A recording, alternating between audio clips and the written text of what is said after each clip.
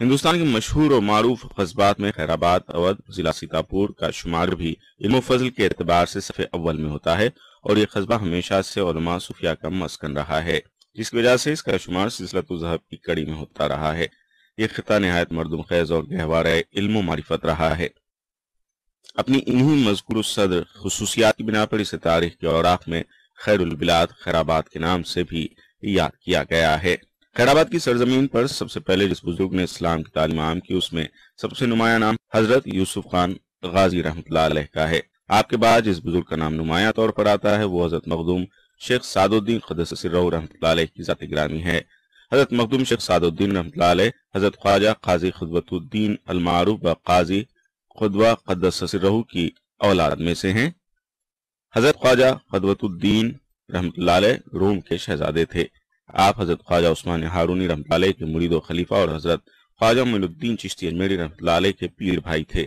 پیر و مرشد کے حکم پر حضرت قدوۃ الدین رحمۃ اللہ علیہ روم سے ہندوستان تشریف لائے اور اپنے پیر بھائی حضرت خواجہ معین الدین چشتی اجمیری رحمۃ اللہ علیہ کی اجازت سے اودھ کو اپنی ریاضت کا مرکز بنایا۔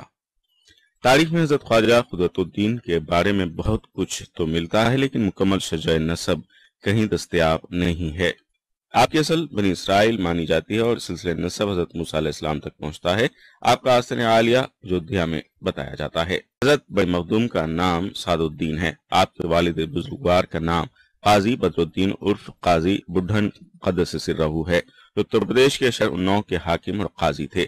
ان کا مزار آج بھی اناؤ ریلوے اسٹیشن پر مرجع خلائق ہے۔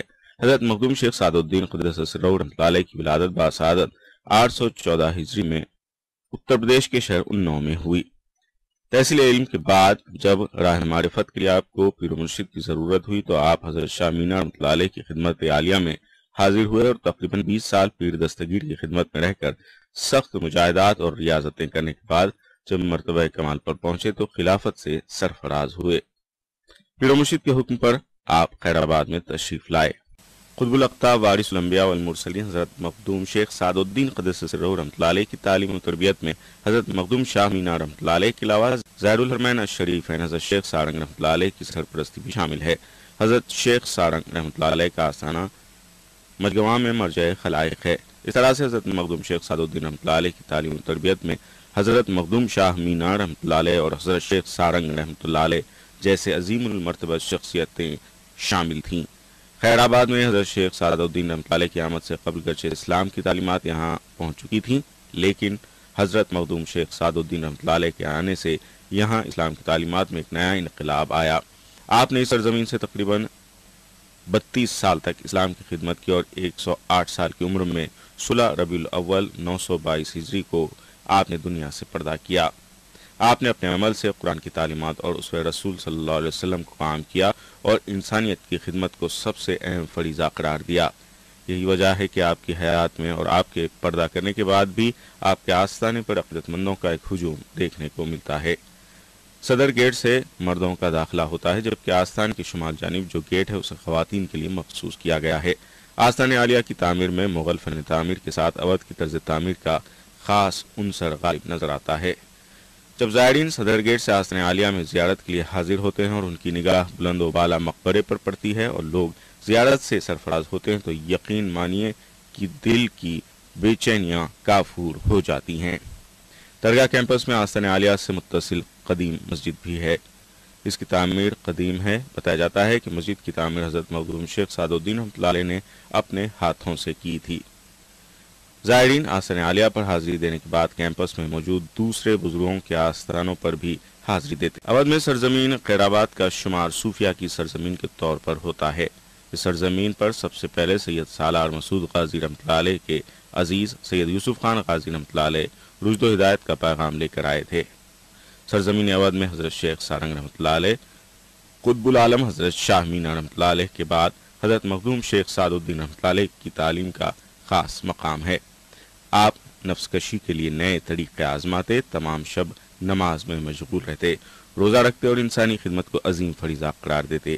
یہی وجہ ہے کہ آپ کے عقیدت مندوں میں تمام مذاہب کے لوگ شامل ہیں۔ آپ کی تعلیمات کا ہی ثمرہ ہے کہ آستان عالیہ پر ہمیں تہذیبوں کا سنگم دیکھنے کو ملتا ہے۔ قطب الاقطاب حضرت مخدوم شیخ سعد الدین رحمۃ اللہ علیہ نے راہ خدا میں جس طرح محنت شاقہ اور رنج برداشت فرمایا اور نفس کشی فرمائی، اس کو لکھنے کے لیے سینکڑوں دفتر چاہیے۔ حضرت مخدوم شیخ سعد الدین رحمۃ اللہ علیہ اپنے زہد و تقوی اور بزرگی کے لیے دور دور تک مشہور تھے۔ آپ کے ارادت مندوں میں عام لوگوں کے ساتھ سلاطین وقت بھی شامل تھے۔ حضرت مخدوم شیخ سعد الدین رحمۃ اللہ علیہ کی شخصیت کے ہمہ جہت پہلو تھے۔ آپ نے چشتیہ سلسلے کے عظیم المرتبت بزرگوں سے جو تعلیم پائی تھی، اس تعلیم کی روشنی میں نہ صرف آپ نے اسلامی تعلیمات کو عام کیا بلکہ انسانیت کی خدمت کا عظیم فریضہ انجام دیا۔ آج بھی آپ کے آستانے سے فیض کا دریا رواں ہے۔ ہندوستان کو صوفیہ کا ملک کہا جاتا ہے۔ اس ملک کا کوئی خطہ ایسا نہیں ہے جسے صوفیہ نے اپنی تعلیمات سے منور نہ کیا ہو۔ اتر پردیش کی سرزمین اودھ کو صوفیہ کی سرزمین کے نام سے جانا جاتا ہے۔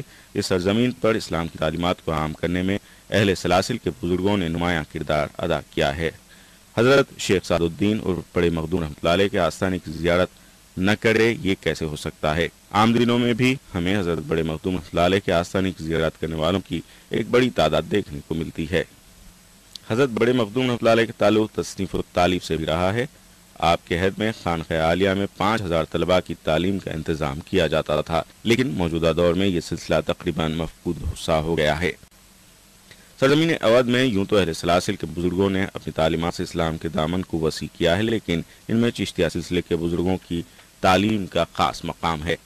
حضرت مخدوم شیخ سعد الدین رحمۃ اللہ علیہ کی ذات اقدس خود میں ایک انجمن تھی۔ یہی وجہ ہے کہ طالبان حق آپ کی خانقاہ میں ملک و بیرون ملک سے دیوانہ وار کھینچے چلے آتے تھے۔ سرزمین اودھ میں حضرت مخدوم شیخ سعد الدین رحمۃ اللہ علیہ کے آستانے کو صلح کل کی تعلیم ایک بڑے مرکز کے طور پر دیکھا جاتا ہے۔ آپ کی تعلیمات سے نہ صرف یہ کہ بڑے بلکہ نوجوان نسل بھی متاثر ہے، اور نوجوان نسل کا ماننا ہے کہ حصول علم کے بغیر نہ تو اسلام کی تعلیمات کو سمجھا جا سکتا ہے اور نہ بزرگوں کی قربت حاصل ہو سکتی ہے۔ حضرت مخدوم شیخ سعد الدین رحمۃ اللہ علیہ کے آستانے پر ہر روز بعد نماز عصر درس ہوتا ہے۔ درس میں بڑی تعداد میں لوگ شرکت کرتے ہیں اور اسلامی تعلیمات سے روشناس ہوتے ہیں۔ درس میں درس قرآن کے ساتھ حدیث، فقہ اور صوفیہ کی تعلیم پر بھی تفصیل سے روشنی ڈالی جاتی ہے۔ اس کا مقصد یہ ہے کہ یہاں آنے والے لوگ قرآن کی تعلیم پر عمل کرنے اور صوفیہ کے جیسی زندگی گزارنے والے بن جائیں۔ جب انسان اللہ کے راستے پر چلنے والا بن جائے گا تو اس سے نہ صرف دنیا میں امن و سکون قائم ہوگا بلکہ انسانیت کا بھی سر بلند ہوگا۔ ایسا نہیں ہے کہ قطب الاقطاب حضرت مخدوم شیخ سعد الدین رحمۃ اللہ علیہ کے آستانے پر صرف مسلم ہی اپنی مرادیں لے کر آتے ہیں، بلکہ آپ کی مقبولیت تمام طبقوں میں یکساں ہے۔ آپ کے عقیدت مندوں میں جتنے مسلم ہیں اس سے کہیں زیادہ دوسری قوموں کے لوگ ہیں، اور ان کا یہ عقیدہ ہے کہ جس نے اس آستانے پر عقیدت سے اپنا سر خم کیا وہ کبھی خالی ہاتھ واپس نہیں کیا گیا۔